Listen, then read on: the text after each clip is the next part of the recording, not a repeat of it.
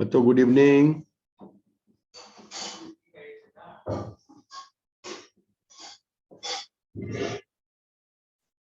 Good evening बच्चों, good evening. Good evening sir. Good evening बेटा, जल्दी आ जाइए फटाफट।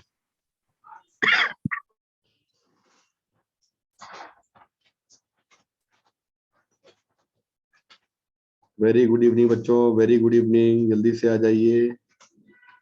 Good evening sir.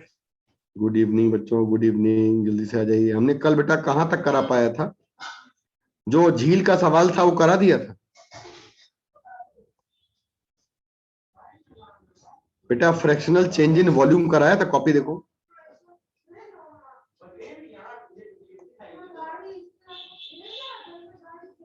बच्चों सर हाँ जी बेटा, कहाँ तक कराया था? इलास्टिक फैटिगी और इलास्टिक आफ्टर इफेक्ट आप नहीं, एक मिनट, सेल्फ वेट केस करा दिए थे, फिर नेटवर्क इशू हो गया था। सेल्फ वेट हो गया था बच्चों। क्या तीनों बल्क मॉडुलस और यंग्स मॉडुलस और मॉडुलस ऑफ रिजिडिटी मैंने कराया है? हाँ करा दिया बच्चों।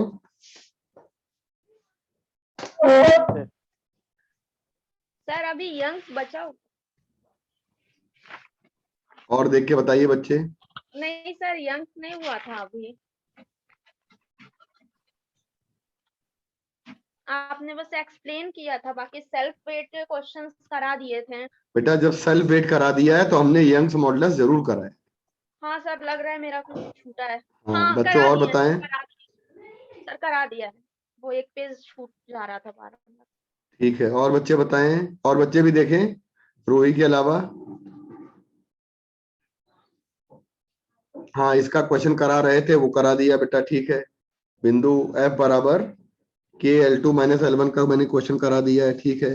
सर आप एक अल्फा वाला कोई करा रहे थे क्वेश्चन, वो रॉड अल्फा वाली 2 रॉड थी। रॉड का L1 alpha 1 is equal L2 alpha 2 वाला क्वेश्चन नहीं, मुझे आप बता दो कि मैंने आपको यंग्स मॉडुलस बल्क मॉडुलस की सारी बातें बता दी। Yes sir. यस सर, बता दी थी आपने। आइसोथर्मल बल्क मॉडुलस और एडियाबैटिक बल्क मॉडुलस बता दिया। बता दिया यस था सर, सर। बता दिया था। ठीक है, इसका मतलब हो गया हम लोग उसके क्वेश्चन की तरफ थे कि कुछ क्वेश्चन हम लोग अच्छे लगा रहे थे, बस सीधी सी बात है। हाँ सर। सर वो कल वाली लास्ट में, अभी नहीं, जब क्लास ओवर होगी तो सर कल वाली एक बार स्लाइड लगा दीजिएगा, 1-2 पेज छूट गया है मेरा। ठीक है बेटा। कल बच्चों नेटवर्क इशू था काफी, और आज भी हालांकि है, लेकिन बच्चों का काम ये देखिए, मैंने आपको सभी बच्चों को मैंने ये यंग्स मॉडुलस का फॉर्मूला, और बेटा मैंने बल्क मॉडुलस का फॉर्मूला, फिर isothermal bulk modulus, adiabatic bulk modulus, ये सारी चीजें हमने अच्छे से बता दी।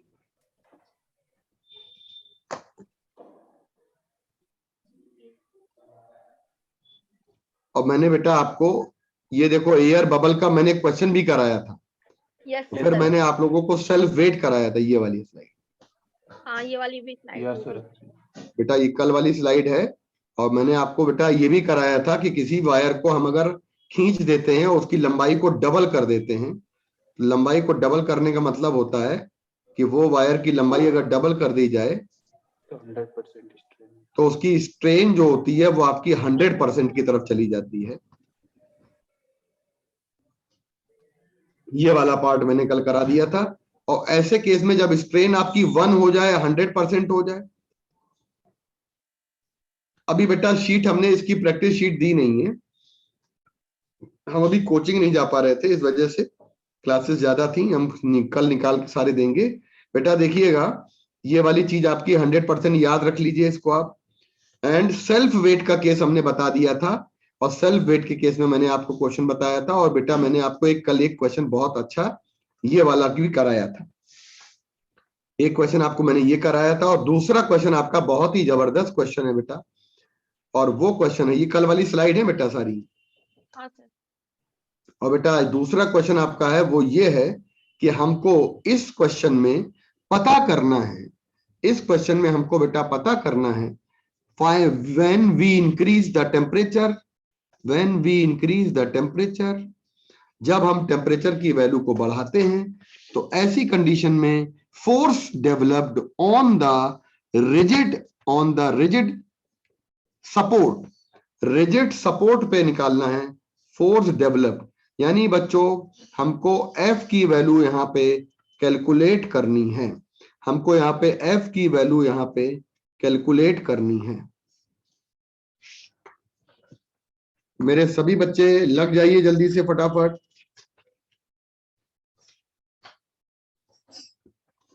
आपको मैं एक बात बताना चाहूंगा, यहाँ पे y1 यंग्स मॉडुलस है, alpha 1 coefficient of linear expansion है, alpha 1 and alpha 2 coefficient of linear expansion है बेटा, alpha 1 alpha 2 coefficient of linear expansion है, अल्फा 1 अल्फा 2 आपका कोफिशिएंट ऑफ लीनियर एक्सपेंशन है। बच्चों एक बार ग्रुप पर डाल दीजिए, सारे बच्चे पता चल जाए। अच्छा SRB में पड़ गया है, रैंकर में डाल दीजिए बेटा।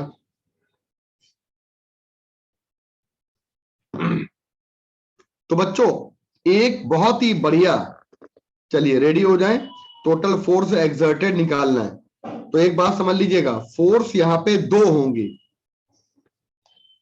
फोर्स एक्सर्टेड, लगाइए, बहुत अच्छा सवाल है ये जेई मेंस में पूछा गया था।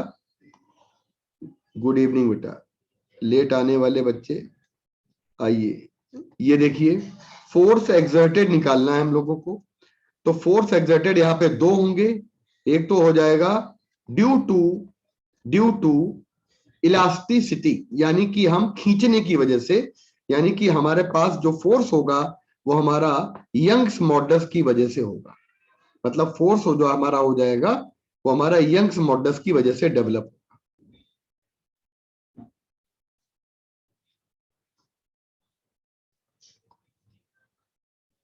बच्चों यहाँ पे जो फोर्स डेवलप होगा ये हमारा यंग्स मॉडुलस की वजह से डेवलप होगा ड्यू टू इलास्टिसिटी, और दूसरा फोर्स यहाँ पे डेवलप होगा क्योंकि हम गर्म कर रहे हैं, हीट की वजह से डेवलप होगा।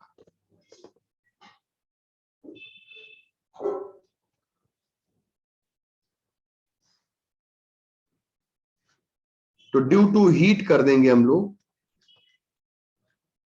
थर्मल एक्सपेंशन में आप लोगों ने एक फॉर्मूला पढ़ा था, यहाँ पर थर्मल एक्सपेंशन में एक फॉर्मूला लगता है बच्चों, और वो फॉर्मूला लगता है हीटिंग इफेक्ट की वजह से। कुछ किसी बच्चे को याद है? हीट की वजह से एक फॉर्मूला यहाँ पे काम करता है, F इक्वल टू होता है y a alpha delta theta, alpha delta theta. तो बेटा y a alpha delta theta हमारा ये फोर्स यहाँ पे एक्ट करेगा, जहां पे हमारा एरिया जो है वो हमने अपना एरिया ए ले लिया है, स्टैंडर्ड वैल्यू एरिया की है, मतलब एक कॉन्सेप्ट वाला सवाल है, इसमें एरिया ए ले लीजिए।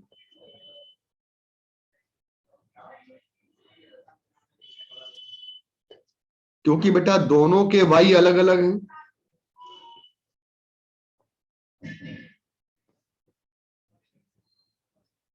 अब एक बात बताइएगा, क्या ये वाला, मतलब बच्चों के दिमाग में ये बात जाती, तो ये वाला जो फोर्स है इलास्टिसिटी हमारी लगाने के लिए कोई हम बाहर से फोर्स लगा रहे हैं क्या? क्या हम खींच रहे हैं क्या? हम बेटा खींच तो नहीं रहे, हमने बेटा यहाँ पे खींचा तो नहीं है। मतलब आप ये समझिएगा, क्या हम लोगों ने यहाँ पर बेटा खींचा है बाहर से? हमने बेटा खींचा नहीं है इसको। तो जब हमने खींचा नहीं है तो बच्चों एक बात मुझे बता दीजिए, तो हमारा ये वाला फोर्स तो लगेगा ही नहीं। नो एक्सटर्नल, ये मैं आगे के लिए हमेशा बता दे रहा हूं, नो एक्सटर्नल पुलिंग, जब हम खींच ही नहीं रहे, नो एक्सटर्नल फोर्स, तो कोई फोर्स नहीं है, F नहीं है, तो यहाँ पे F0 हो जाएगा। क्लियर है बेटा? तो केवल यही लगेगा। अब जब केवल ये लगेगा तो ये क्या है भैया? सारे बच्चे बहुत ध्यान से सुनिएगा, ये हमने वायर को गर्म किया है, वायर हमारी दीवार पर एक दूसरे पर इतना फोर्स लगाते हैं। तो बेटा एक फोर्स हमारा हो गया, हमारा फोर्स हो जाएगा F1 equal to Y1 A alpha 1 delta theta, और दूसरा फोर्स हो जाएगा, बताइए दोनों फोर्स लगा रहे हैं एक दूसरे के ऊपर।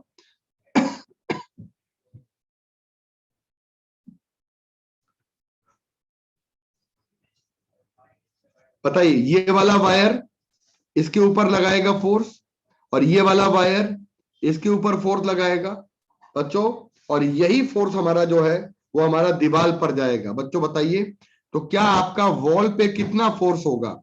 वॉल पे फोर्स दोनों की वजह से अलग अलग होगा कि एक ही होगा? जल्दी बताइए, सेम होगा सर। बताइए सर, वॉल पर अलग-अलग। हमारा दोनों की वजह से फोर्स अलग अलग होगा या एक ही फोर्स होगा? सर अल्फा सेम होगा तो अलग सेम अलग होगा। होगा, अलग अलग होगा सर, अलग अलग अलग अलग होगा सर। सारी क्योंकि चीजें सर अलग अल्फा अलग, अल्फा अल्फा अलग अलग है ना। अल्फा अलग अलग है। मैंने कोई कंडीशन नहीं दी है, मैंने कोई वो अलग आपको अलग। इक्विलिब्रियम नहीं बताया है, मैंने यहाँ पर ये भी नहीं कहा है बच्चों कि आपको, मैंने ये भी नहीं कहा है कि मिड वाला पॉइंट जो ए वाला पॉइंट है ये कहीं इधर उधर शिफ्ट ना हो, मैंने ये भी नहीं कहा है। तो आपके दिमाग में ये बात कैसे आ जाएगी? फोर्स जब मैं कह रहा हूं कि इतनी सारी चीजें अलग अलग हैं, ए वाई अलग है, एरिया नहीं अलग है, अल्फा अलग है, वाई भी अलग है, और डेल्टा थीटा सेम है, तो क्या बातें अलग अलग हैं? वाई, और इसीलिए फोर्स की वैल्यू बेटा हमारी अलग अलग आएगी। तो कभी कुछ हम आपसे कहें, देखो मेरा सवाल सॉल्व हो गया, मैं जो बात बताना चाहता था वो मैंने बता दी। Force due to heating develop होगा, पहली बात। अगली बात मैं आपको क्या बात, मेरा वीडियो नहीं आ रहा, अगली बात मैं आपको क्या बताना चाहता हूं, मैं आपको अगली बात बताना चाहता हूं कि फोर्स यहाँ पे टेंशन डेवलप होने की वजह से, थर्मल स्ट्रेस डेवलप होने की वजह से डेवलप हो रहा है। इसको कहते हैं बेटा ड्यू टू थर्मल स्ट्रेस। ये बेटा हमारा थर्मल स्ट्रेस की वजह से डेवलप हो रहा है। ऐसा जो फोर्स होता है बच्चों, इस फोर्स को हम लोग हमेशा कहते हैं, सारे बच्चे ध्यान दीजिएगा, ये फोर्स हमारा दोनों दीवारों पर अलग अलग लगेगा। लेकिन मैंने आपसे कह दिया, very very important line, if mid point या जंक्शन, सारे बच्चे ध्यान से समझना, इफ जंक्शन, दोनों रॉड का जंक्शन विल नॉट शिफ्ट, अगर जंक्शन शिफ्ट नहीं करेगा, देन इक्विलिब्रियम की कंडीशन में, देन इक्विलिब्रियम की कंडीशन में बेटा आपका जो फोर्स लगेगा पहली वाली रॉड का दूसरी वाली के ऊपर, दूसरी वाली रॉड का पहली वाली के ऊपर, जो बेटा फोर्स लगेगा बेटा, ये फोर्स आपका पक्का पक्का पक्का बराबर होगा। तो बच्चों क्या कंडीशन आप लोगों को बिल्कुल क्लियर हो गई? ये कट जाएगा, जो चीजें आपकी कट रही हैं उनको काट दीजिएगा, तो हमारे पास कंडीशन आ जाएगी y1 अल्फा 1 इक्वल टू आ जाएगा y2 अल्फा 2।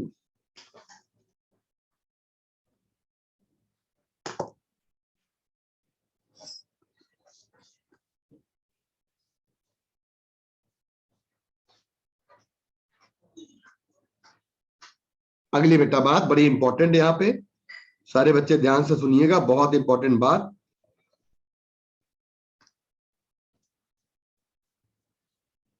एक क्वेश्चन आपका अक्सर आ जाता है, energy stored,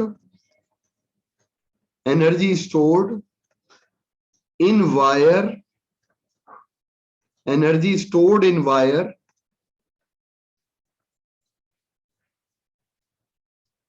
due to stretching of wire, energy stored in wire due to stretching of wire. Wire को हम अगर स्ट्रेच कर दे बेटा तो एनर्जी स्टोर्ड हमारी निकालनी है हम लोगों को। बड़ी सिंपल सी बात है बेटा कि हमने फोर्स एफ फोर्स लगाकर एक वायर को, जिसका एरिया ऑफ क्रॉस सेक्शन हमको दिया है, और बेटा हमने इसको खींच दिया है। तो जब हम लोग इस वायर को खींचेंगे एफ फोर्स लगाकर बेटा, तो इसकी लंबाई हमारी बढ़ जाएगी। जैसे ही हम इसको पुल करेंगे बेटा, तो एक बात तो ध्यान रखिएगा, ये आ जाएगा डेल्टा एल आ जाएगा। अब सीधा सीधा एक काम कर लेना है आप लोगों को, सारे बच्चे, हमारे पास सीधा सीधा वह फॉर्मूला, कोई डेरिवेशन नहीं करना है, कहीं कुछ नहीं करना है। यहाँ पे हम लोग एलिमेंट्री पार्ट लेकर डेरिवेशन करने की जरूरत नहीं है। सीधे सीधे हम लोग यहाँ पे वर्क निकालेंगे, वर्क डन करेंगे, और बेटा हमारे पास आ जाएगा energy stored in wire, energy stored in wire in stretching, energy stored in stretching the wire. Wire को हम अगर खींचेंगे, energy stored in stretching the wire, बेटा ये आ जाएगा वर्क डन। वर्क डन, जितना भी हम लोग वर्क करते हैं वो आ जाएगा बच्चों, तो ये आ जाएगा हाफ।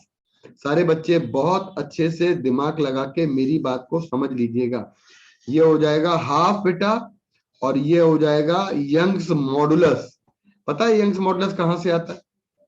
या ऐसा कर देते हैं, हम आपको बेसिक फॉर्मूला बता दें, हाफ एफ इंटू एल आ जाता है, डेल्टा एल आ जाता है, half F into delta L. बेटा आपको पता है कि यंग्स मॉडुलस का फॉर्मूला होता है, वाई का फॉर्मूला होता है एफ कैपिटल एल, ये देखो कैपिटल एल इसकी लंबाई है, और बेटा डिवाइडेड बाई आ जाएगा एरिया, एंड इनटू आ जाएगा बेटा आपका पास डेल्टा एल। तो सारे बच्चे एक बात बता दीजिए कि एफ की वैल्यू जरा हम यहां से निकाल के रखें, तो ये आ जाएगी एफ की value Y A delta L divided by capital L, उठा के रख दीजिए यहाँ पे, तो 1/2 आ जाएगा हमारे पास, और ये आ जाएगा Y A delta L divided by capital L. बेटा ये वाली वैल्यू आ जाएगी हमारे पास डेल्टा एल आ जाएगी। अब मेरे बच्चे जरा सारे बच्चे समझ लीजिएगा, 1/2 करेंगे यहाँ पर, है ना, 1/2 करेंगे यहाँ पर।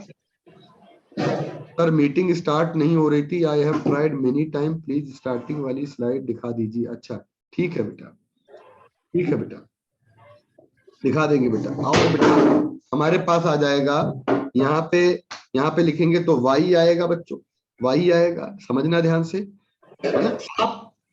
बेटा म्यूट कर लीजिए बच्चों, फटाफट म्यूट कर लीजिए बेटा। y आएगा और a आएगा, तो बेटा डेल्टा एल का स्क्वायर कर लेंगे, डेल्टा एल यहाँ पे 2 बार है, राइट। और हम एक काम करेंगे यहाँ पे कि एक जो मल्टीप्लाई करने जा रहे हैं ऊपर और नीचे, वो हम एक एरिया का मल्टीप्लाई ऊपर, एक कैपिटल एल का मल्टीप्लाई ऊपर और कैपिटल एल का मल्टीप्लाई नीचे, राइट। तो ए इंटू, बच्चों ध्यान दीजिएगा, एल का मल्टीप्लाई ऊपर कर देंगे और एल का मल्टीप्लाई नीचे कर देंगे। एल का मल्टीप्लाई ऊपर कर दिया और एल का मल्टीप्लाई बेटा नीचे कर दिया। बताइए बेटा ये क्या हो गया, ये वाला पार्ट क्या हो गया, ए इंटू एल क्या हो गया, ये वॉल्यूम आ गया हमारा। क्या आ गया बच्चों, ये टोटल हमारा वॉल्यूम आ गया। बताइए ये क्या आ जाएगा हमारा, ये बताइए क्या आ जाएगा, ये वाला पार्ट, ये वाला पार्ट क्या आ जाएगा, स्ट्रेस। नीचे एक एल छूट गया सर, नीचे एक एल छूट गया, एक एल नीचे छूट गया है ना, तो एक एल ये वाला है, तो मैंने यहाँ लिख, ये बेटा हमारा आ जाएगा स्ट्रेन, और ये वाला क्या आ जाएगा, स्ट्रेन आ जाएगा। यानी 2 स्ट्रेन हो जाएंगी, वाई हो जाएगा, वॉल्यूम हो जाएगा। तो कुल मिला के हम अगर ये बात यहाँ पे लिख दें कि यंग्स मॉडुलस स्ट्रेन का स्क्वायर आ जाएगा, और बेटा यहां आ जाएगा वॉल्यूम ए इंटू एल, वायर का वॉल्यूम, ये टोटल एनर्जी डेवलप्ड है, एनर्जी स्टोर्ड आ गई। अगर बेटा हम यहाँ पे एक काम कर लें कि energy stored per unit volume निकाल दें, एक पेज छोड़ दीजिएगा 5 का, आपका अगर छूट गया है, energy stored per unit volume अगर निकालेंगे, स्टोर्ड पर यूनिट वॉल्यूम अगर निकालेंगे, तो जरा ध्यान दीजिएगा क्वेश्चन में हमें ऐसा तो नहीं कि एनर्जी स्टोर्ड कुछ और पूछा हो। तो वाई ए वॉल्यूम को 1 कर देंगे तो स्ट्रेन का स्क्वायर आ जाएगा, इसी को बेटा हम यू कहते हैं। और हम लोग एक काम कर लें कि वाई की जगह पर स्ट्रेस अपॉन स्ट्रेन पुट कर दें, तो हमने अगर y की जगह पे स्ट्रेस अपॉन स्ट्रेन पुट कर दिया है, तो हमारे पास आ जाएगा स्ट्रेस अपॉन स्ट्रेन आ जाएगा बच्चों, और ये आ जाएगा स्ट्रेन का स्क्वायर आ जाएगा। तो अब हमारे पास इस फॉर्मूले में देखिएगा, इस फॉर्मूले में हमारे पास आ रहा है स्ट्रेस गायब है, और अब जो फॉर्मूला लिख रहे हैं उस फॉर्मूले में हमारे पास क्या गायब हो जाएगा? उस फॉर्मूले में हमारे पास बेटा क्या गायब हो जाएगा? उस फॉर्मूले में हमारे पास बेटा यहाँ पे गायब हो जाएगा यंग्स मॉडुलस गायब हो जाएगा। तो हमारे पास स्ट्रेन बचेगा और यंग्स मॉडुलस हमारा गायब हो जाएगा। तो एक तो फॉर्मूला ये वाला आ गया। दूसरा बेटा फॉर्मूला हमारे पास क्या आ जाएगा? हाँ जी, बंद कर बेटा, आवाज बंद आओ। अरे भाई म्यूट कर दो बच्चों।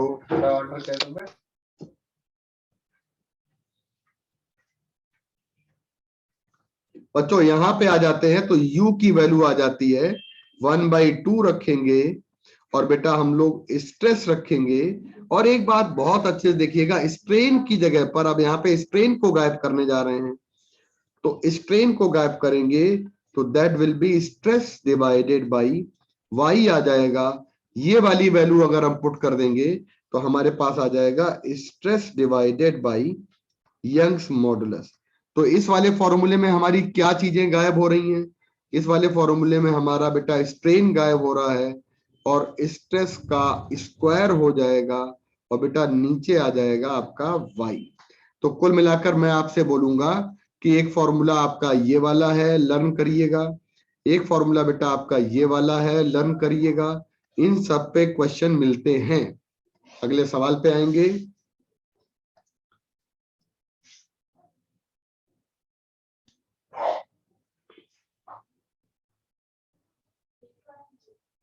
आइए बेटा, ये कंप्लीट हो गया। ये देखिए, कुछ चीजें आपको हमें बहुत अच्छे से बतानी है। एक बेटा मैं आपको बताने जा रहा हूं कि वायर की ब्रेकिंग कैसे होती है। बात समझिएगा, मैं आपको पढ़ाने जा रहा हूं ब्रेकिंग ऑफ वायर। कोई भी वायर आपका टूटेगा कैसे? किसी भी वायर को जब हम ब्रेक करना चाहते हैं या ब्रेक करते हैं तो हम कुछ उसके ऊपर लोड लटकाते हैं, लोड हैंग करते हैं, और इलास्टिक लिमिट के बियॉन्ड हमने आपको सारे इलास्टिक कर्व करा दिए थे बच्चों। वाई वाई टाइप कर दीजिए, इलास्टिक कर्व करा दिए थे। अच्छा बेटा,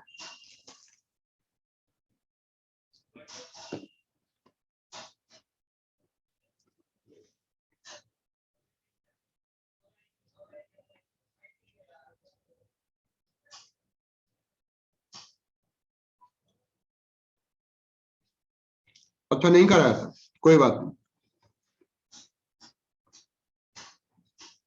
अभी कराते हैं। देखो बेटा, यहां कहते हैं कि मैं, ध्यान दीजिएगा, किसी भी वायर को लोड करते हैं, अगर फोर्स लगाते हैं तो फोर्स लगाने पर हमारा जो वायर होता है वो एक इलास्टिक लिमिट होती है जिसके बियॉन्ड अगर फोर्स लगाएंगे तो टूट सकता है। मतलब रिगेन करने, देखो एक वायर को फोर्स लगाया, वापस रिगेन कर लिया, ऐसे होता है। देखो एक वायर को फोर्स लगाया, देखिए बेटा वायर को फोर्स लगाया,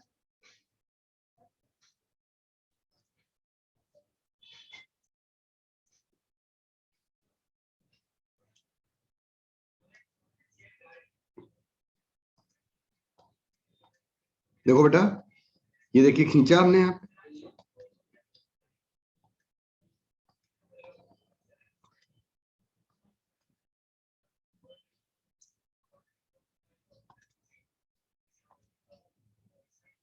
एक मिनट वेट करिए, एक मिनट, एक मिनट।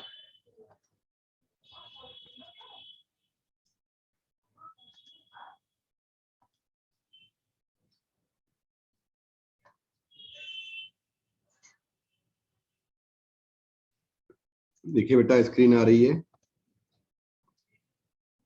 आइए। तो कहने का मतलब है कि मैंने किसी वायर को लिया,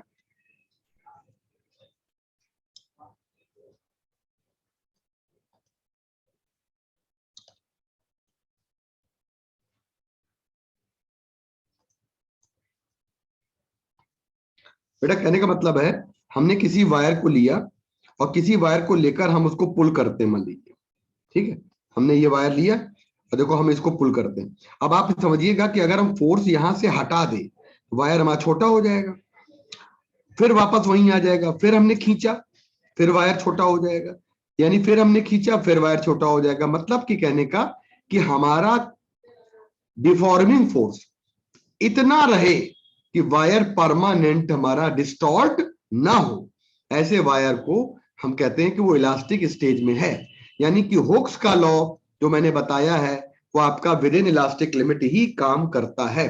यानी कि मैं कहना चाहता हूं कि स्ट्रेन इंक्रीजेस, जब स्ट्रेस बढ़ाएंगे तो स्ट्रेन इंक्रीज करेगी, लेकिन अगर आपने ज्यादा बढ़ा दोगे तो स्ट्रेन ज्यादा होने लगेगी। Maximum stress corresponding to any wire, किसी भी वायर में मैक्सिमम स्ट्रेस जो लगाते हैं जिसके बाद वायर वापस अपनी कंडीशन में ना आ पाए, बजाय वापस अपनी कंडीशन में वो वायर टूटने लगे, ऐसे स्ट्रेस को कहते हैं हम लोग ब्रेकिंग स्ट्रेस। और ब्रेकिंग स्ट्रेस हमेशा टेंसाइल स्ट्रेस होती है, कभी कंप्रेसिव नहीं होती है। याद रखिएगा, बड़ी इंपॉर्टेंट लाइन है ये। ब्रेकिंग स्ट्रेस हमेशा टेंसाइल स्ट्रेस होती है, और ब्रेकिंग स्ट्रेस का मतलब है वही हम लोग फोर्स पर यूनिट एरिया। तो अगर आपको ब्रेकिंग फोर्स लगाना हो तो आप फोर्स पर यूनिट एरिया यानी आप ब्रेकिंग स्ट्रेस में एरिया का मल्टीप्लाई कर देंगे तो आराम से आंसर आ जाएगा। नीचे देखिएगा, breaking stress is constant for every material. कोई मटेरियल टूट सकता है, जैसे कहते हैं लोहे का तार बांधो कपड़े सूखने के लिए, क्योंकि लोहे का तार मजबूत होता है, तो ये डायमेंशन पे कभी ब्रेकिंग स्ट्रेस डिपेंड नहीं करती है। Wire L is cut into many part, हमेशा याद रखिएगा उसकी ब्रेकिंग स्ट्रेस कभी भी बदलती नहीं है, पहली बात, ठीक। वायर को टेम्परेचर चेंज करेंगे तो चेंज हो जाएगी, राइट, लेकिन इंप्योरिटी चेंज करेंगे तो चेंज हो जाएगी। इसीलिए पुल बनाने के लिए जो हम लोग वहां पर यूज करते हैं बेटा, बीम यूज करते हैं, वो बीम हमारे अलग तरीके के होते हैं बेटा। Working stress is always kept lower than breaking stress. हम लोग कहते हैं कि जो हमारा पुल के ऊपर, जो हमारे पुल के ऊपर वाहन चल रहे हैं, पुल के नीचे ऐसा मटेरियल यूज करिए बार के बीम के रूप में कि वाहन का वजन हमारी ब्रेकिंग स्ट्रेस से कम रहे, ठीक। अगली बात बेटा, सेफ्टी फैक्टर कहते हैं इसको हम लोग। और कभी फॉर्मूला कोई अगर पूछ ले तो ब्रेकिंग बेटा, ब्रेकिंग फोर्स का फॉर्मूला कोई पूछ ले तो फॉर्मूला होता है ब्रेकिंग फोर्स का breaking stress into area of cross section. और ब्रेकिंग स्ट्रेस किसी भी वायर का अगर मान लीजिए वेट लटकाया और टूट गया है तो mg, और mg आ जाएगा हमारा, यहाँ पे मल्टीप्लाई कर देंगे तो मास की जगह पे आ जाएगा वॉल्यूम इनटू डेंसिटी। बच्चों बताओ, m की जगह पे आ जाएगा वॉल्यूम इनटू डेंसिटी, वॉल्यूम की जगह पे आ जाएगा a into L into density, तो mg हो जाएगा हमारे पास बेटा a into L into rho into g. और बेटा ये फोर्स हो जाएगा, और सभी बच्चे जानते हैं फोर्स की जगह पे क्या लगाते हैं, प्रेशर इंटू एरिया लगाते हैं। P क्या है, प्रेशर है, जो हमारी ब्रेकिंग स्ट्रेस कहलाती है। याद रखिएगा, stress, stress breaking stress, breaking stress force per unit area, और इसी को प्रेशर भी कहते हैं। तो हम लोग यहां पर चाहे तो ब्रेकिंग स्ट्रेस लिख दें तो ज्यादा अच्छा रहेगा, हमारे पास एरिया का मल्टीप्लाई कर देंगे तो हमारे पास यहां पे आ जाएगा स्ट्रेस इंटू एरिया, फोर्स की जगह पे रख दिया, ये जो फोर्स है हमारा इसकी जगह पे रख दिया स्ट्रेस इंटू एरिया, तो ये आ जाएगा एल। और बेटा एरिया एरिया कैंसिल हो गया, तो कोई पूछे कि ब्रेकिंग स्ट्रेस का फॉर्मूला क्या हो जाएगा, एल रो जी। ये फॉर्मूला ब्रेकिंग स्ट्रेस का डेवलप हो गया, इसको हम लोग बेटा कहते हैं एल रो जी। इसी को प्रेशर भी कह देते हैं, प्रेशर भी कह देते हैं। समझ में बेटा बात आ गई मेरी। अगली बात आ जाए। अच्छा एक बात बेटा हम आपको ऊपर बताना चाहेंगे, ये है हमारा ग्राफ, आइए ये हमारा है ग्राफ। जरा बताइए, मैंने आपको यंग्स मॉडुलस के बारे में बता दिया था, टेम्परेचर इफेक्ट वगैरह बता दिया था, टेम्परेचर इफेक्ट बता दिया था। यंग्स मॉडुलस में टेम्परेचर के इनवर्सली प्रोपोर्शनल होता है यंग्स मॉडुलस, बता दिया था बच्चों। टाइप कर दीजिए जल्दी से, हमने बता दिया था बेटा। टेम्परेचर और इम्प्योरिटी वाला बता दिया था, यंग्स मॉडुलस का टेम्परेचर और इम्प्योरिटी बता दिया था, नहीं बताया था। चलो ये वाली लाइन भी बताते हैं। तो हम लोगों ने केवल यंग्स मॉडुलस पढ़ा है, बाकी कुछ नहीं पढ़ा है। यंग्स मॉडुलस का फॉर्मूला बता दिया था, जरा बता दीजिएगा। यंग्स मॉडुलस का फॉर्मूला बता दिया था, फॉर्मूला बताया था, ठीक है, फॉर्मूला वाला पार्ट हो गया था, ये वाला पार्ट हम लोगों का नहीं हुआ है। चलिए बेटा, स्क्रीन दिख रही है कि नहीं दिख रही है? इससे बड़ा करना पड़ेगा क्या कि काम चल जाएगा? आइए बेटा, ठीक है। अब बेटा बात सुनिएगा।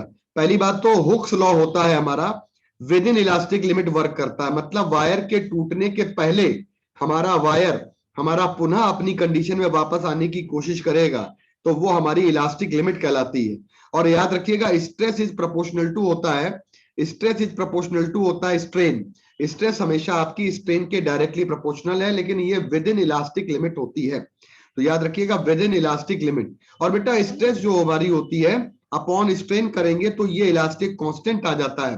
याद रखिएगा, यहीं पे कह दिया जाता है कि ये इलास्टिक कांस्टेंट आपका नंबर 1 नेचर ऑफ मटेरियल पे डिपेंड करेगा। ये किसी भी तरीके से यहां पर याद रखिएगा, एक बड़ी बात है, ये हमारा डिपेंड करेगा, एक बड़ी बात है, इलास्टिक कांस्टेंट हमारा डिपेंड करेगा कि कितने मेथड से हमने वायर को डिफॉर्म किया है। इसीलिए यंग्स मॉडुलस यहां पे 3 होते हैं, इसीलिए Young's modulus, modulus of rigidity, एक होता है Young's modulus, modulus of rigidity, और एक होता है बेटा हमारा के यानी कि बल्क मॉडुलस। तो बच्चों मेरी बात ये क्लियर हो गई आप लोगों को? मेरी बात आप लोगों को ये क्लियर हो गई कि Young's modulus, modulus of rigidity, and बेटा Young's modulus, modulus of rigidity, and बेटा बल्क मॉडुलस। थोड़ा जूम कर दिया, इससे ज्यादा जूम नहीं होगा, नहीं तो मामला हमारा दाएं बाएं का कट जाएगा। हमने आपको थोड़ा जूम कर दिया है। तो बेटा यंग्स मॉडुलस जो होता है हम लोगों का, मैं बता चुका हूं, बल्क मॉडुलस बता चुका हूं। तो बहुत इंपॉर्टेंट बात यहां पे है, क्या इंपॉर्टेंट बेटा बात है कि हम मैनर, जिस मैनर से बॉडी को डिफॉर्म करते हैं, इस पे डिपेंड करता है। और यंग्स मॉडुलस की जो वैल्यू होती है वो टेम्परेचर के इनवर्सली प्रोपोर्शनल होती है, लिख लीजिएगा। यंग्स मॉडुलस की जो वैल्यू होती है वो टेम्परेचर के इनवर्सली प्रोपोर्शनल होती है, यानी मॉडुलस ऑफ इलास्टिसिटी हमारा टेम्परेचर के इनवर्सली प्रोपोर्शनल होता है। लिख लीजिएगा ध्यान से बेटा। अगली बेटा बात यहाँ पे आती है, बहुत इंपॉर्टेंट बात अगली यहाँ पे है कि वैल्यू हमारी इंडिपेंडेंट होती है। जैसे किसी वायर को हम लोग लेट हो गए, अरे भाई लेट हो गए, लेट तो मेरे काफी बच्चे लेट है भाई, है ना? आइए, 2-3 बच्चों का तो नेटवर्क इशू बता रहा है। तो देखो इंपॉर्टेंट बात क्या है कि यंग्स मॉडुलस या मॉडुलस ऑफ इलास्टिसिटी कभी भी किसी वायर को कितने भी पार्ट में कट कर दिया जाए कभी भी नहीं बदलता है, value of coefficient of elasticity. बेटा अगली बेटा बात आती है कि 3 तरह के मॉडुलस होते हैं, ये बात मैं आपको बता चुका हूं। एक ग्राफ में बताने जा रहा हूं, यहां पे ग्राफ बनाने जा रहे हैं। स्ट्रेस को लिया है हम लोगों ने वाई एक्सिस पे और स्ट्रेन को लिया है एक्स एक्सिस पे। तो ये ग्राफ हमारा ऐसे बनता है, y equal to M X plus C, और स्लोप की वैल्यू हमारी जो होती है वो हमारी क्या होती है? Slope is directly proportional to elasticity. तो क्या आपको ग्राफ का स्लोप क्लियर हो गया बच्चों? y equal to M X plus C लिखेंगे हम लोग। क्या यहाँ ग्राफ बनाने के पहले स्ट्रेस वाले फॉर्मूले पे जाएंगे, और यहाँ पे ग्राफ बनाने के पहले क्या हम लोग इस बात को समझेंगे यहाँ पे कि हमारा जो ग्राफ होगा, स्ट्रेस y एक्सिस पर है, स्ट्रेन आपका x एक्सिस पर है, पावर 1 है, तो ग्राफ हमारा हो जाएगा straight line passing through origin. Slope हमेशा डायरेक्टली प्रोपोर्शनल होता है इलास्टिक कोफिशिएंट यानी मॉडुलस ऑफ इलास्टिसिटी के। दूसरा फॉर्मूला, दूसरा स्लोप बनाने जा रहे हैं। जब दूसरा स्लोप बनाएंगे बेटा तो stress upon strain equal to E आ जाएगा, और स्ट्रेन को यहां रखेंगे तो 1 अपॉन ई लिखेंगे। और अब हम लोगों ने वाई एक्सिस पे लिया है, किसको लिया है वाई एक्सिस पे बेटा? वाई एक्सिस पे लिया हम लोगों ने बेटा, यानी यंग्स मॉडुलस को हम लोगों ने जो है ना बेटा, मॉडुलस ऑफ रिजिडिटी या यंग्स मॉडुलस या कोई भी मॉडुलस दिया जाए, सभी का ग्राफ ऐसे ही होगा।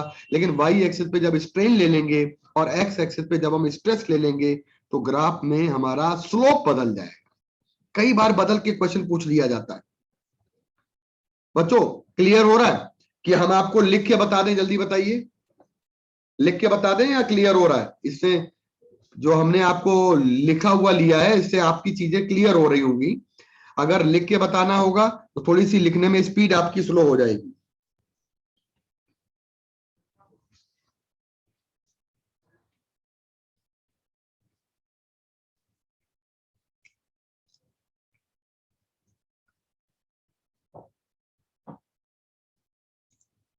ठीक है, क्लियर है बेटा।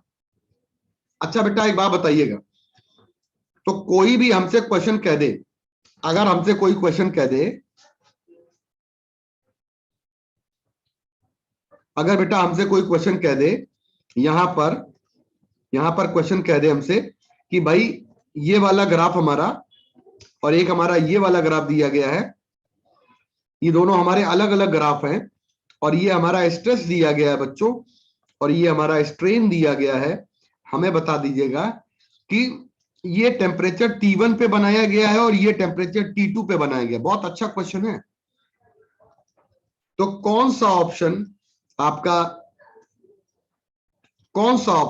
आएगा? T1 ग्रेटर देन T2 आएगा या बेटा T2 ग्रेटर देन T1 आएगा?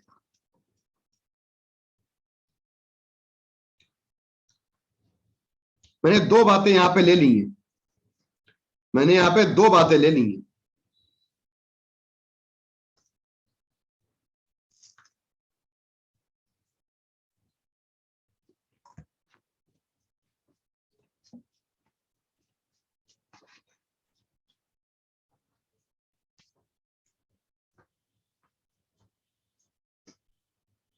सारे बच्चों का आ गया। हम जानते हैं कि यहां पर स्ट्रेस है और यहां पर स्ट्रेन है। हम जानते हैं कि स्ट्रेस और स्ट्रेन अगर इस तरह से होता है तो हमारा जो स्लोप होता है, अरे भाई क्या भाई आप शेयर नहीं कर सकते हैं? शेयर तो भाई साहब मैं ही करूंगा। आइए,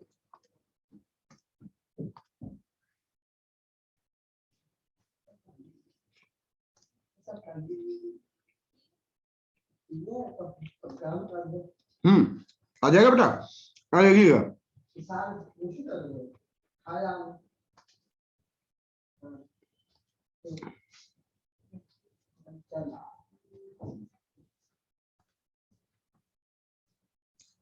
देखो बेटा, यहां से आ जाता है बेटा, यहां से आ जाता है।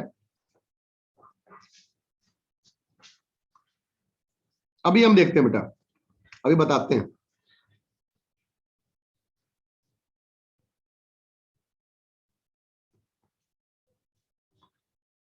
देखो बच्चों, slope is directly proportional to modulus of elasticity, और हमारा मॉडुलस ऑफ इलास्टिसिटी टेम्परेचर के इनवर्स होता है। जिसका स्लोप ज्यादा उसकी इलास्टिसिटी ज्यादा और उसका टेम्परेचर कम हो जाएगा, यानी T1 की वैल्यू कम हो जाएगी और T2 की वैल्यू ज्यादा हो जाएगी। बोलो बच्चा,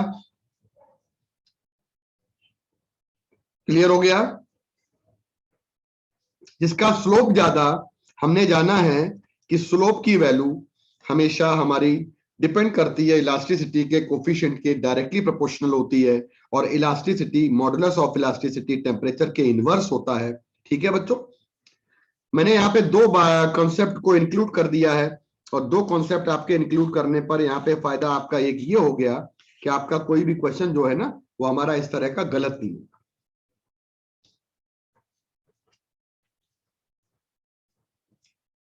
हाँ बेटा, आ जाइए बेटा, जल्दी से आ जाइए।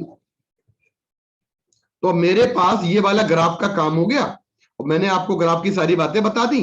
अब आइएगा बेटा, यहां पे हम ये इलास्टिक कर्व बनाते हैं, और इलास्टिक कर्व हम इस तरह से बनाते हैं।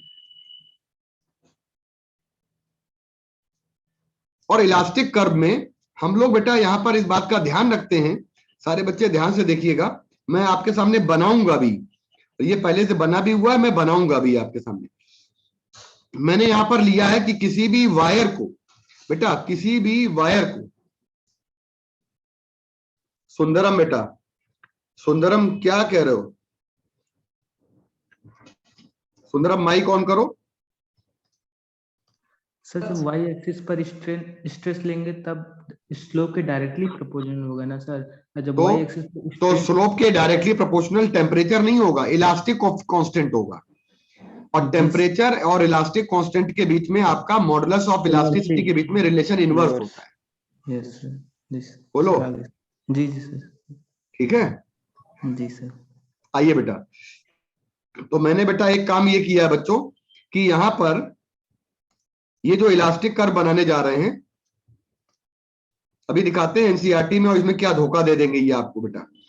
जैसे तार लिया है और तार को खींचा, फोर्स लगाया, एफ लगाया, खींच दिया, स्ट्रेन डेवलप हो गई, फिर खींच दें, कितना खींच दें यार, हम यहां पे इतना खींचे बेटा कि हमारा वायर जो बनेगा, ग्राफ जो बनेगा बेटा, ये हमने यहां पर स्ट्रेन लिखा है और ये हमने यहां पर स्ट्रेस लिखा है, और ये हुक्स लॉ हमारा, वहां तक ग्राफ हमारा स्ट्रेट लाइन जाएगा जहां तक हमारा वायर लौटने की कंडीशन में होगा। मतलब कहने का ओ से ए पॉइंट तक, पी पॉइंट तक वायर हमारा प्रोपोर्शनलिटी के नियम का पालन कर रहा है बेटा। ओ से पी पॉइंट तक वायर हमारा पीछे आ सकता है। मतलब आपने ये जो स्ट्रेट लाइन का ग्राफ बनाया है, इसमें stress directly proportional to strain किया है। क्लियर बात?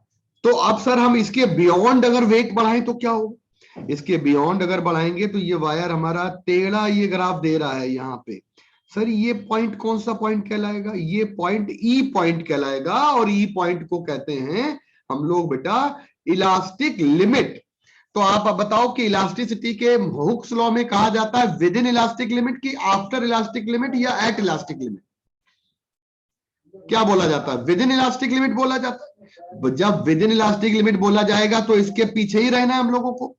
जब पीछे रहना है तो ओ पी पॉइंट हमारा पीछे रहेगा। सर एक बात बताइए, पी पॉइंट से ई पॉइंट तक की दूरी कितनी है? पी पॉइंट से ई पॉइंट तक की दूरी बहुत बहुत बहुत कम है।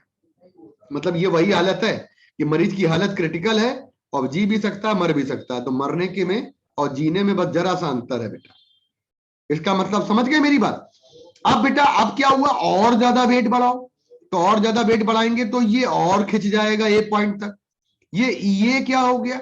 ये हो गया ईल्ड, हो गया ईल्ड। यहां लिखा है, नीचे लिखा है बेटा, नीचे लिखा है देखो, ईल्ड पॉइंट लिखा, ईल्ड पॉइंट, ईल्ड हो गया। मतलब ए पॉइंट ईल्ड पॉइंट हो गया, और ओई क्या हो गया? Elastic limit. Do not move beyond elastic limit, नहीं तो beyond elastic limit Hooke's law follow नहीं होगा। तो मुझे बता दो बच्चों, ओ से पी क्लियर? सारे बच्चों को ओ से पी क्लियर?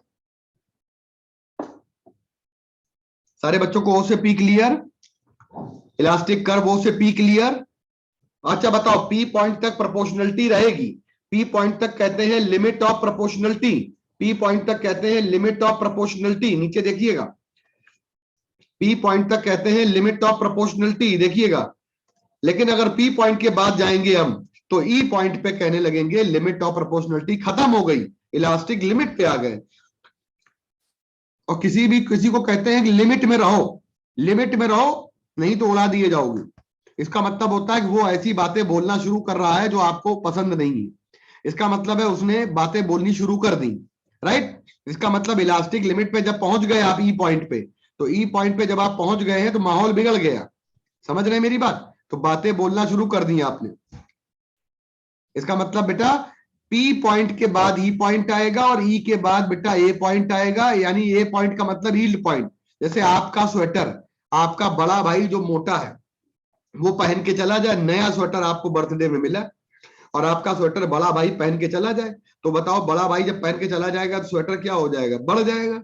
और बड़ा भाई पहन के उतारे, तुरंत उतार के रख दे तो ठीक है, लेकिन वो सुबह गया और रात में आया तो तब तक वो स्वेटर हमारा परमानेंट आपके लिए बढ़ गया था। तो ये परमानेंट स्वेटर में जो हमारा खिंचाव डेवलप हो गया, इसको कहते हैं खिंचाव। स्वेटर परमानेंट डिफॉर्म हो गया। लेकिन ये स्वेटर हमारा बेटा, हमारा ये स्वेटर थोड़ा खिंचा है, ज्यादा नहीं खिंचा है, ज्यादा नहीं खिंचा है, थोड़ा खिंचा है। और थोड़ा खिंचाव हो गया, इसको कहते हैं हम लोग ईल्ड पॉइंट। और बेटा जैसे ही हम ए पॉइंट के आगे बढ़े और ए पॉइंट से बी पॉइंट पे जाएंगे और बी से सी पे जाएंगे, मतलब यहां से लेकर यहां तक का जो पार्ट है, सारे बच्चे मेरी बात को ध्यान से सुनिएगा, ए से बी तक का जो पॉइंट है इसको कहते हैं प्लास्टिक रेंज। क्या कहते हैं? Plastic range. ये देखो लाल लाल रंग। तो याद रखिएगा, डक्टाइल मटेरियल होते हैं, डक्टाइल मटेरियल होते हैं तो डक्टाइल मटेरियल खींचते हैं, डक्टाइल मटेरियल खींचते हैं, और ब्रिटल मटेरियल खींचते नहीं हैं, ब्रिटल मटेरियल टूट जाते हैं। तो मैं आपको बोलूं कि वायर कब टूटेगा, वायर इस पॉइंट के बाद एकदम से धड़ाम से टूट जाएगा, बी पॉइंट के बाद वायर टूटने लगेगा, तो बी पॉइंट के बाद की कंडीशन हो गई फ्रैक्चर, बी पॉइंट के बाद को कहेंगे फ्रैक्चर, ब्रेकिंग। तो हम लोग का ए बी जो रेंज है इसको प्लास्टिक रेंज कहते हैं प्यारे बच्चों, और बी पॉइंट के बियॉन्ड वायर क्या हो जाता है, मटेरियल टूट जाता है, बी पॉइंट के बाद मटेरियल हमारा टूट जाता है। तो कौन से मटेरियल में प्लास्टिक रेंज, जिसमें प्लास्टिक रेंज ज्यादा है वो मटेरियल खिंच के टूटेगा, और जिसमें प्लास्टिक रेंज कम है वो मटेरियल टूटने के पहले खिंचेगा नहीं। मैं नीचे आपको कर्व दे रहा हूं, इसमें कह रहा है कि plastic material no plastic range brittle कहते हैं, और ब्रिटिल मटेरियल वो मटेरियल होते हैं जिन मटेरियल में बिल्कुल भी खिंचाव नहीं होता है, यानी ग्लास कहते हैं, ग्लास कहते हैं। रबर का बता देंगे, अभी रुक जाओ, रबर का बता देंगे बेटा, चिंता नहीं करो, अभी हम हैं, आई एम विद यू बेटा। ब्रिटिल मटेरियल जो होता है इसमें कोई खिंचाव नहीं होगा, टूटने के ठीक पहले हमारा ब्रिटिल मटेरियल जो होगा खिंचेगा नहीं। तो इसका मालूम है कौन सा पॉइंट गायब हो गया, ए बी रेंज गायब हो गया, समझो बात को बेटा, ए बी रेंज गायब है बेटा, डायरेक्ट ई पे पहुंच जाएंगे, ई के बाद सीधे बी सी मिल जाएगा, टूटना हो जाएगा, इसका मतलब ई के बाद सीधे सी हो गया, यानी बीच का पार्ट गायब हो गया, यानी कि हम ये कह सकते हैं ए बी गायब है, यानी कि ए बी गायब का मतलब हो गया प्लास्टिक रेंज गायब है। क्लियर बेटा बात, लेस प्लास्टिक रेंज कह दें या हम लिटिल प्लास्टिक रेंज कह दें या गायब कह दें। ओके बच्चों, तो शीशा टूटने के पहले आपसे खींचने को नहीं मांगता है, लेकिन कोई तार होता है, तार होता है, तार को ऐंठना पड़ता है तो टूटने के पहले खींचता है। डक्टाइल, डक्टाइल में माइल्ड स्टील आता है, और माइल्ड स्टील जब आ जाता है बेटा, ए बी रेंज जो है बेटा राजीव, ए बी रेंज जो होती है वो खींचने वाली रेंज होती है, जब हमारा मटेरियल खींचने लगे। जैसे ये हमारी जो लीड है ना बेटा, इसको तार को हम अगर खींच दें, आज तार खींच के देखिएगा तो आप देखिएगा खिंचाव डेवलप हो जाएगा, इसके अंदर प्लास्टिक जो है वो हमारी खींचने जाएगी, यानी कि ऐसा मटेरियल, ऐसा मटेरियल मैं आपको फिर बताना चाहूंगा, प्लास्टिक रेंज का मतलब है परमानेंट डिफॉर्मेशन, और परमानेंट डिफॉर्मेशन आपका माइल्ड स्टील में पाया जाता है। जिस तरीके से खींच दो, जितने तरीके से तार बनाना चाहो, जितने तरीके से आप बनाना चाहिए बर्तन, उतने तरीके से आपका खिंच जाएगा। तो डक्टाइल मटेरियल जो होते हैं, बताओ बच्चों, क्रिस्टल क्लियर हो गया? Ductile large plastic range crystal clear हो गया? आगे बढ़ जाएं, आगे बढ़ जाएं भाई। आ जाइए बेटा। इलास्टोमर, इलास्टोमर का एग्जांपल है रबर, और इलास्टोमर का एग्जांपल दिया है रबर, और रबर जो होती है वो इलास्टोमर का काम करती है। रबर में पहली बात तो हमारा, रबर में पहली बात तो हमारा जरा सा वेट लटकाओगे तो इतना सारा खिंच जाएगा, और थोड़ा वेट और बढ़ाओगे थोड़ा और खिंचेगा। तो पहली बात तो ये हमारा स्ट्रेट लाइन हमारा ग्राफ नहीं मिलेगा और हुक्स लॉ को फॉलो नहीं करेगा। लेकिन मैं आपको एक बात और बता दूं, जितनी भी बातें मैंने बताई हैं ये स्मॉल रेंज के लिए हैं। क्या बोला मैंने? स्मॉल रेंज के लिए हैं, मतलब ऐसा नहीं कि आपने खींच दिया जबरदस्त टूट गया, ये सारी चीजें स्मॉल रेंज के लिए हैं। तो रबर का ग्राफ, इलास्टोमर का ग्राफ बिल्कुल अलग ग्राफ होता है और बिल्कुल सेपरेट ग्राफ होता है, स्मॉल रेंज के लिए है। तो बेटा ये रबर का ग्राफ है, इलास्टोमर का ग्राफ है। अगर बेटा हम अपने, ये रबर वाला ग्राफ क्लियर हो गया, ये स्ट्रेट लाइन ग्राफ नहीं आएगा और सीधे सीधे इसमें सी पॉइंट दिखेगा, सीधे सीधे ओ से शुरू करोगे तो ओ से स्टार्ट करके सीधे सी पे पहुंचोगे, बीच के पॉइंट गायब, ना तो आपको लिमिट मिलेगी, ना इलास्टिक लिमिट मिलेगी, ना वो, ना हुक्स लॉ फॉलो होगा, और ना आपका बेटा ब्रेकिंग पॉइंट होगा, ना यील्ड पॉइंट होगा। सीधे ये टूटने, या तो टूटेगी या खींचेगी।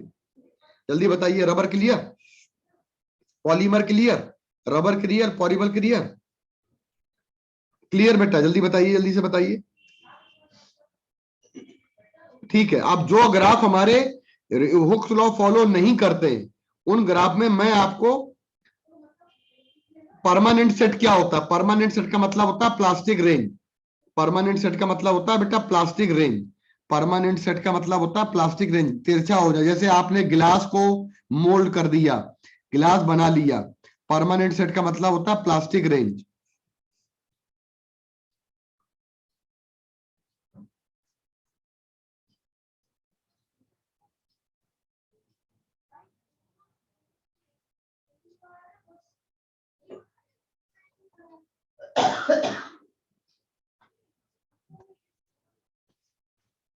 रुक जाइएगा, 1 मिनट रुक जाइए, एनसीईआरटी दिखाने जा रहे हैं।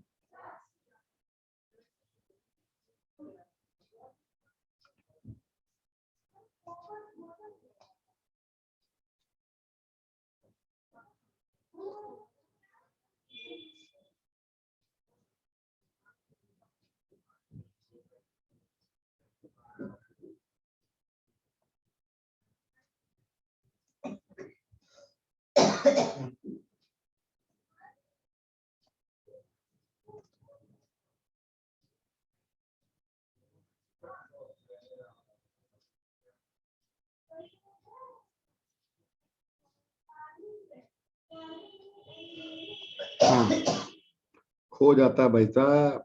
ये देखिए आ गया एनसीईआरटी, देखिए एनसीईआरटी देखिए बेटा।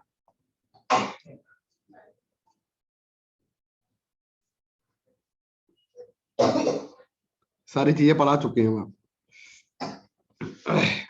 एनसीईआरटी देखिए, एनसीईआरटी का ये जो दिया गया है, एनसीईआरटी में बच्चा पूछ रहा है परमानेंट सेट। परमानेंट सेट का मतलब होता है कि जिस पॉइंट पे हमारा यील्ड पॉइंट मिलता है, जैसे कहते नहीं प्लास्टिक रेंज मिलती है, जैसे इनके पॉइंट अलग अलग हैं, आपके पॉइंट अलग अलग हैं, इनके पॉइंट अलग अलग हैं, आपके पॉइंट नाम अलग अलग हैं, लेकिन इसको कहते हैं कि ये स्ट्रेन हमारी बहुत कम होगी तब ये ग्राफ बनाया गया है। तो पहली बात तो इंपॉर्टेंट ये है कि स्ट्रेन हमारी बहुत कम होती है तब ग्राफ बनाया गया है। हाई स्ट्रेन पे परसेंटेज स्ट्रेन बढ़ा देंगे तो ग्राफ नहीं बनाया गया।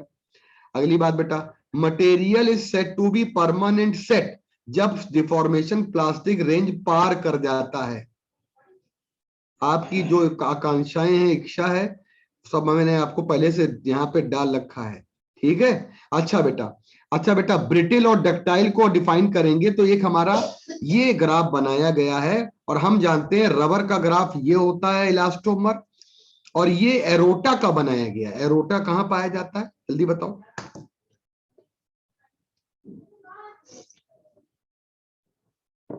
बेटा एरोटा कहाँ पाया जाता है? हार्ट में पाया जाता है, वहां पर भी वेसल्स में ऐसे खिंचाव होता है, तो एरोटा का पाया जाता है। तो ये आपका हार्ट का ये नाम है, टिश्यूज हैं, तो एरोटा के लिए हम लोगों ने ग्राफ बनाया है। इसका मतलब बेटा यहाँ पे समझ लीजिएगा कि मैं आपसे एक बात कहना चाहूंगा, substance like tissue of aorta rubber, ये ग्राफ हमें दिया गया है, तो ये ध्यान रखिएगा। इलास्टोमर कहते हैं, इलास्टोमर तो कहते हैं, लेकिन रबर का ग्राफ ऐसा है और हमारा एरोटा का ग्राफ ऐसा, दोनों बातों में अंतर है। बच्चों ग्राफ क्लियर हो गया? आगे बढ़ जाएं।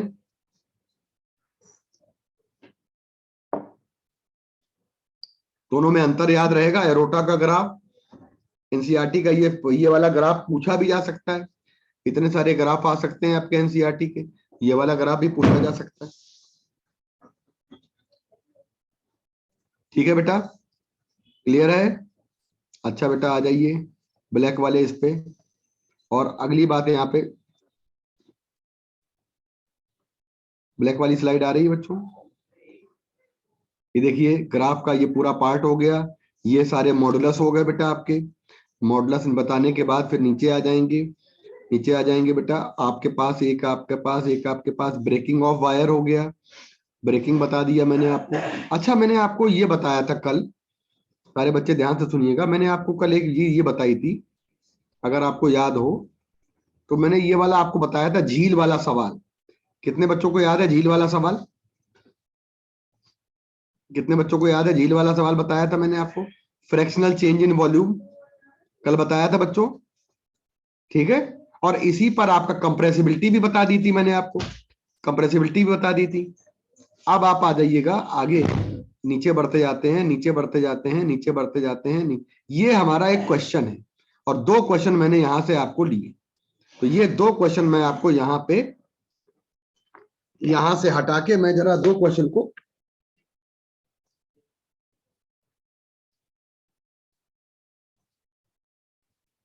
यहां से कट कर दिया और ये क्वेश्चन हमारे आ गए लास्ट में। आइए बेटा,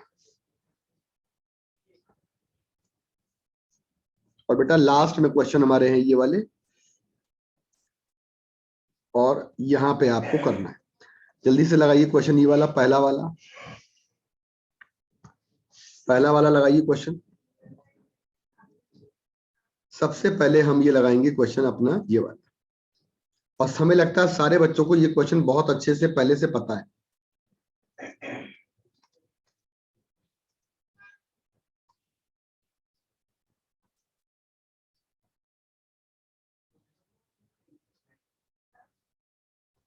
कल एफएलटी में यही वाला सवाल आया था, है?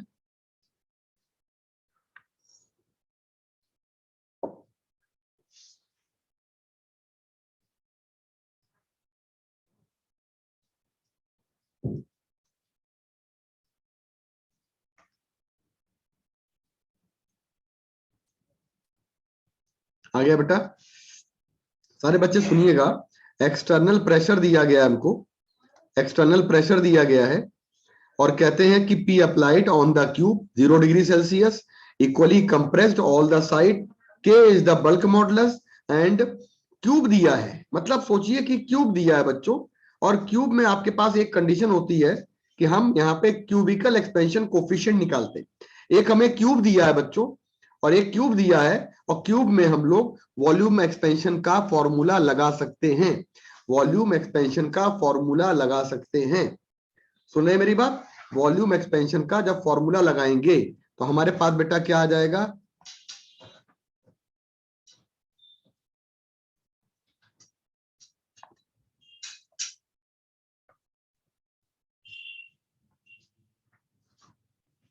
आइए बेटा, हमारे पास होता है डेल्टा V इक्वल टू होता है V naught gamma delta T होता है। हम जानते हैं वॉल्यूम स्ट्रेन हमारी होती है क्यूब से, अगर टेम्परेचर बढ़ेगा क्यूब का वॉल्यूम चेंज होगा तो गामा, मैंने आपको थर्मल एक्सपेंशन में पढ़ाया है कि इसको कहते हैं फ्रैक्शनल चेंज इन वॉल्यूम। इसको बेटा वॉल्यूमेट्रिक स्ट्रेन कहते हैं, इसको वॉल्यूमेट्रिक स्ट्रेन कहते हैं। और ये गामा की वैल्यू के बराबर यहाँ पे सॉल्व कर देंगे। और हम लोग ये बात जानते हैं कि हमने जब इसको फाइंड किया है तो ये वाली वैल्यू जब आई है हमारी, तो हम लोग एक बात यहाँ पे निकाल सकते हैं, बल्क मॉडुलस। बल्क मॉडुलस क्या होता है बच्चों? Bulk modulus K equal to होता है delta P upon volumetric strain. ये होता है बच्चों। तो आप लोग एक बात तो जानते ही हैं, वॉल्यूमेट्रिक स्ट्रेन की कितनी वैल्यू है? Delta P upon gamma delta T होता है। अच्छा, टेम्परेचर इन्होंने कितना बढ़ाया है बेटा? ये बात समझिएगा। इन्होंने कहा है कि टेम्परेचर को ये 0 डिग्री सेल्सियस पे है, और कह रहे हैं कितना टेम्परेचर रेज करेंगे। Temperature of the should be raised, कितना टेम्परेचर बढ़ाया जाए। तो बड़े आराम से निकाल सकते हैं हम लोग। डेल्टा T निकालना है तो डेल्टा T फाइंड करना है, delta P upon original gamma हो जाएगा और K हो जाएगा। बच्चों आपको पता है यहाँ पे डेल्टा P कितना लगाया गया, कितना प्रेशर लगाया गया है? प्रेशर लगाया गया P, तो हमारे पास आ जाएगा यहाँ पे, इसकी जगह पे आ जाएगा P आ जाएगा, और गामा की जगह पे 3 अल्फा आ जाएगा, और ये K आ जाएगा। कितने बच्चों को क्लियर हो गया? काफी बच्चों ने आंसर तो दे दिया था। सिंपल सा क्वेश्चन है।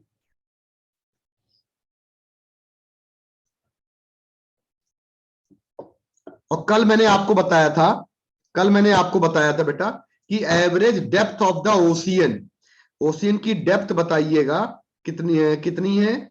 3000 है। और कहते हैं fractional compression delta V upon V हम लोगों को निकालना है। और कहते हैं बेटा बल्क मॉडुलस की वैल्यू वाटर की हमको दी गई है। फॉर्मूला यहां पे लगेगा, बल्क मॉडुलस इक्वल टू, आपको मैंने बताया ये वाला फॉर्मूला मैंने सारे बच्चों को बताया। तो बच्चों हमें अगर ये लगाना है, निकालना है, तो क्यों ना हम यहाँ पे डेल्टा P अपॉन B कर दें, और क्योंकि परसेंटेज में निकालना है बच्चों, तो इधर भी 100 कर देंगे, तो हमें परसेंटेज में निकालना है। और बच्चों एक बात ध्यान रखिएगा, इधर भी 100 कर देंगे। लेकिन डेल्टा P हमारा C की डेप्थ के केस में क्या होता है, H रो G होता है। इसको हम लोग निकालते हैं, तो इसको हम लोग निकालते हैं हाइड्रोस्टैटिक हाइट या डेप्थ से निकालते हैं। बच्चों एक बात बता दीजिएगा, क्या हमारे पास H की वैल्यू दी गई है, क्या हमारे पास डेंसिटी दी गई है बच्चों? तो क्या हम लोग यहाँ पे लगा सकते हैं अपना फॉर्मूला? क्या हम लोग यहाँ पे लगा सकते हैं, डेंसिटी की वैल्यू पुट कर सकते हैं, वाटर की डेंसिटी? और बेटा हम लोग यहाँ पे G की वैल्यू 10 पुट कर सकते हैं, और ये 100 हो जाएगा। और नीचे बल्क मॉडुलस है, तो 2.2 10 की पावर 9 आ जाएगा। सॉल्व करिएगा, इससे सॉल्व करने पे कितना आंसर आ रहा है जल्दी बताइए। आप लोगों का आंसर सही है क्या? आप लोगों ने ऐसे ही किया है? जल्दी से बताइए।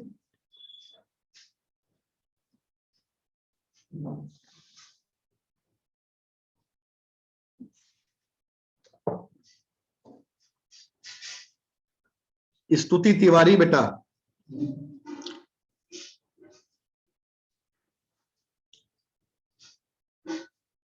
आ गया बेटा आंसर?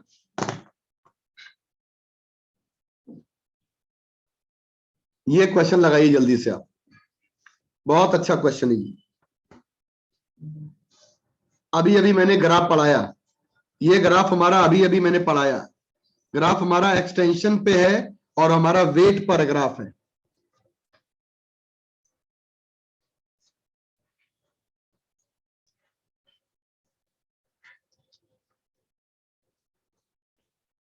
ये ग्राफ हमारा एक्सटेंशन में है और ये ग्राफ हमारा वेट में है बेटा।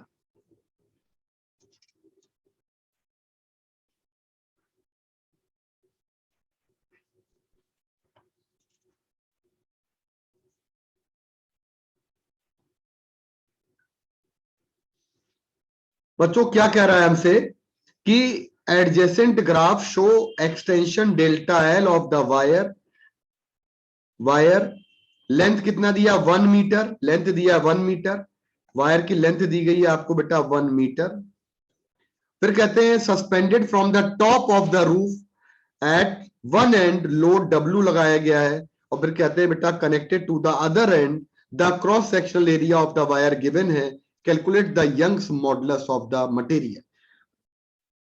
बच्चों ऐसे क्वेश्चन को लगाने के लिए हमारे पास फॉर्मूला होता है y equal to F into capital L upon A into delta L। हमें जब डायरेक्ट एरिया दिया गया है तो कोई प्रॉब्लम नहीं है, लेकिन बेटा हम डेल्टा L कितना रखेंगे बच्चों? डेल्टा L हम कितना रखेंगे?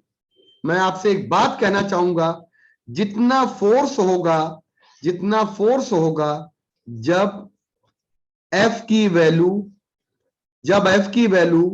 हम लोग 80 न्यूटन ले लें, मतलब हमने 80 न्यूटन तक किया है, अरे 80 काहे लो, आप 20 न्यूटन ले लो, तो 20 न्यूटन फोर्स लगाया तो वायर हमारा कितना खिंच गया? डेल्टा एल की वैल्यू 1 इंटू 10 की पावर -4 मीटर है। ये देखो फ्रॉम ग्राफ, क्या आप लोगों को ग्राफ से दिख रही हैं ये बातें? क्या आप लोग ग्राफ से ये बातें देख सकते हैं? तो अगर हम यहाँ पे y की वैल्यू निकालें और f की वैल्यू 20 न्यूटन लें और वायर की ओरिजिनल लेंथ 1 मीटर दी गई है, तो बेटा नीचे हम एरिया दिया गया 10 की पावर -6 और यहाँ पे रख देंगे हम लोग 1 इंटू 10 की पावर -4। तो क्या आप लोगों को ये बात क्लियर हो गई? तो 80 न्यूटन पे वायर की लंबाई 4 मीटर चेंज हो जाती है, 20 न्यूटन पे वायर की लंबाई 1 मीटर चेंज होती है, 1 इंटू 10 की पावर -4। सॉल्व करेंगे तो हमारा आंसर आ जाएगा, डिंग डिंग डिंग, कितना आंसर आ जाएगा? 2 इंटू 10 की पावर 11 आ जाएगा। बताइए क्लियर हो गया? बताइए बेटा क्लियर हो गया आप लोगों को? क्लियर हो गया आप लोगों को बेटा? अगला सवाल बहुत ही प्यारा सवाल है। अगला सवाल देखिएगा, हमसे कहता है अगले सवाल में अगले वाले सवाल में कहता है कि PQR हमारे, तो कहते हैं किसकी इलास्टिसिटी किसकी सबसे ज्यादा है। सारे बच्चे इसका आंसर दे सकते हैं, सारे बच्चे इसका आंसर दे सकते हैं। जिसका जिसका जिसका जिसका याद रखिएगा, यहाँ पे स्लोप की वैल्यू आ जाएगी inversely proportional to modulus of elasticity. क्यों आ जाएगी? क्योंकि यहाँ पर ये देखो स्ट्रेन दिया है, तो यहाँ पे देखो ये स्ट्रेस दिया है। तो हमारे पास इसका मतलब है जिसका स्लोप सबसे ज्यादा होगा उसकी इलास्टिसिटी सबसे कम हो जाएगी, या उल्टा जिसका स्लोप कम होगा उसकी इलास्टिसिटी सबसे ज्यादा हो जाएगी। तो आंसर आ जाएगा टेंसाइल स्ट्रेंथ मतलब इलास्टिसिटी, टेंसाइल स्ट्रेंथ मतलब इलास्टिसिटी। कितने बच्चों को क्लियर हो गया, जल्दी बताइए। तो वेल डन बेटा, हम लोग अगली क्लास में मिलेंगे। आज मैंने यहां तक की सारी बातें करा दी हैं। चैप्टर क्योंकि काफी बड़ा है, अगली क्लास में हम बहुत अच्छे से इस चैप्टर को, बाकी सारे डिटेल को हम लोग इसको बेटा, ठीक है।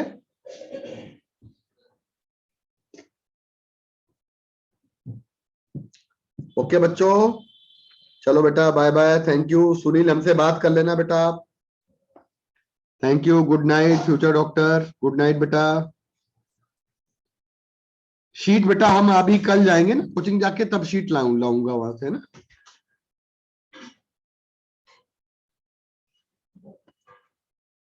बाय बेटा।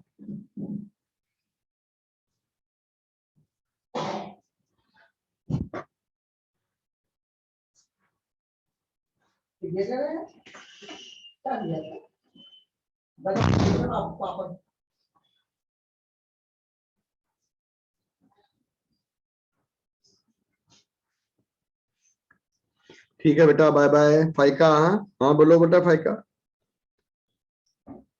हाँ कल बेटा हम, कल आपका इंतजाम बिल्कुल कर देंगे बेटा, शीट बढ़िया एकदम डन बेटा। माइक ऑफ को है, मेरा माइक ऑफ है क्या? हाँ फाइका कुछ बोलना चाह रही हो?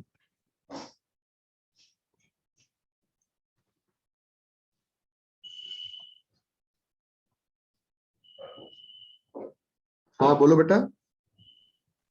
अच्छा स्लाइड दिखा दें। हाँ स्लाइड तो बड़ी ऊपर नीचे है भाई साहब, इसमें तो स्टार्टिंग वाला दिखा दीजिए। 20 मिनट्स लेट हो गई थी, नेटवर्क नहीं आ रहा था। स्लाइड तो बड़ी ऊपर नीचे है बेटा, इसमें बड़ी। सर जो आज आपने करवाया है बस वहां से थोड़ा सा स्टार्टिंग वाला। ये देखो बेटा, पहले तो ये ले लीजिए आप, यहां से ले लीजिए आप, सीरियल से, कल, ये तो कल का। यहां से। सर ये वाला तो है, बट जो आपने स्टार्टिंग में करवाया है ना आज हाँ हम अभी अभी बताते हैं, देखते हैं बेटा। सर अभी आपने जो 2 क्वेश्चन करवाया था एक साथ, उसमें मेरा नेटवर्क चला गया था, वो एक बार दिखा दीजिए। अभी दिखाते हैं बेटा। ये देखिए हम लोगों के पास है पूरा। सर एक मिनट सर, ये भी लेना था, मेरा छूटा था कल का। सर थोड़ा सा नीचे करिए स्लाइड प्लीज। नहीं सर वो जो एल वाला, हाँ हाँ थैंक यू। हो गया सर, और आगे सर एक कंफ्यूजन था। हाँ हर्ष सर बताओ। रुक जाइए, सर रुक सर ये जाइए, इसको भी लेना था। टेंसाइल स्ट्रेंथ को वो मेजर करते हैं ना जहां तक वो इलास्टिक, मतलब वो मॉडुलस ऑफ रिजिडिटी। तो सर हुक लॉ को जहां तक फॉलो करे वो टेंसाइल स्ट्रेंथ होगी ना। हाँ हाँ हाँ वही। तो सर उस वाले क्वेश्चन में तो नन ऑफ द ट्रू होना चाहिए। क्यों होना चाहिए? क्योंकि सर जो पी वाला ग्राफ, मतलब पी वाला जो लाइन है वो आर से बड़ा, मतलब क्यू वाली लाइन शायद बीच वाली जो लाइन है वो आर से बड़ी है, तो सर वो ज्यादा दूर तक फॉलो करेगी। अरे सर वो तो स्लोप से देख रहे हैं ना। एक्चुअली स्लोप ही निकालना है बेटा। नहीं सर, जैसे स्लोप पे हम इलास्टिसिटी निकालते हैं, टेंसाइल स्ट्रेंथ तो वो होता है ना जहां तक वो जिस रेंज तक वो सह सके, मतलब हुक्स लॉ को फॉलो कर सके। अच्छा चलो कल हम उस ग्राफ को देखते मैं तो हैं। चलो बेटा देखते हैं। जैसा क्योंकि ऐसे ही एक क्वेश्चन था तो उसमें ये लिखा था कि मतलब वो इलास्टिसिटी वाला एक ऑप्शन ट्रू दिया था, उसमें एक ऑप्शन ये भी था आर का टेंसाइल स्ट्रेंथ मैक्सिमम। अच्छा तो मेरे पास भेजना जरा है, भेजना जरा, ठीक है। सर ये सर अब नहीं वो क्वेश्चन मतलब देखा था हाँ हमने, मेरे पास अभी है कोई वो बात नहीं। नहीं। सर हाँ बेटा, slide अब ऊपर कर फाइका दीजिए। क्या बता रहे हो? हाँ सर यही वाला नीचे 2 मिनट। हाँ सर तो बेटा हर्ष भेजना हमको है। सर वो क्वेश्चन मेरे पास है नहीं, मैंने कहीं देखा था। चलो हम इस सवाल को कल भी डिस्कस करेंगे, कल मेरी क्लास है बेटा। था आपने ओके सर। सर ये तो कल करवाया था। हाँ सर, यहाँ से। यस सर, नीचे और। Yes sir.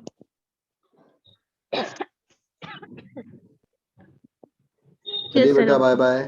सर हो आपने गया, जो thank 2 you. क्वेश्चन करवाया था, मेरे एक क्वेश्चन में नेटवर्क चला गया, तो वो दिखा दीजिए please. Thank you sir. Bye बेटा। ये एक है मिनट बेटा। सर। हाँ, और नहीं, इसके नीचे, इसके बाद एक परसेंटेज वाला क्वेश्चन था। हाँ सर। हाँ